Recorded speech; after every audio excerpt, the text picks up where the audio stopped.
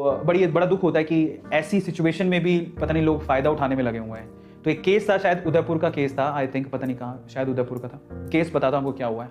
सो 3-4 लड़कियाँ, उनकी मम्मी की तबीयत खराब हो गई थी और कोरोना स्पेशली पकड़ रहा है, एज्ड लोगों को पकड़ रहा है और इन्फेंट जो हमारे बच्चे हैं वो सुरक्षित नहीं है।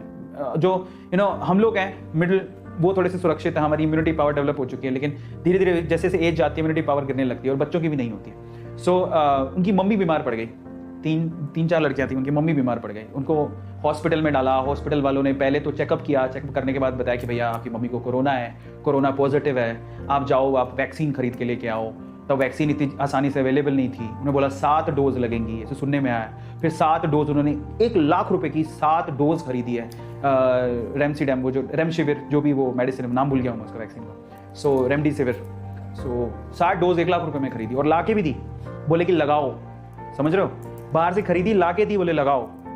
वो डॉक्टर कहते रहे कि हम लगा भी रहे हैं। और रात तक मम्मी की तबीयत ठीक भी थी, लेकिन जैसे वो सुबह आए, दोपहर तक मिलने नहीं दिया। फिर उसके बाद बोलते हैं आपकी मम्मी की डेथ हो गई है।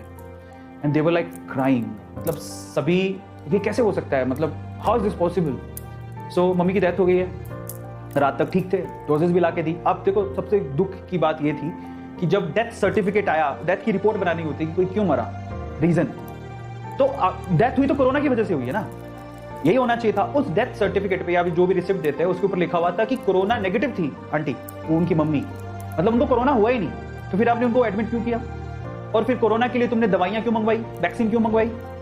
और उन्होंने फिर वहां पर वो हॉस्पिटल के सामने बैठ गए। बहुत ज्यादा हो हल्ला हुआ इस चीज पे। तो बड़ा दुख की बात है कि ऐसी सिचुएशन में जहाँ पे लोग मर रहे हैं, लोगों को आपकी हेल्प की जरूरत है, वहां पे हम लोग फायदा उठा रहे हैं। वेरी बैड, तो बहुत दुख की बात है।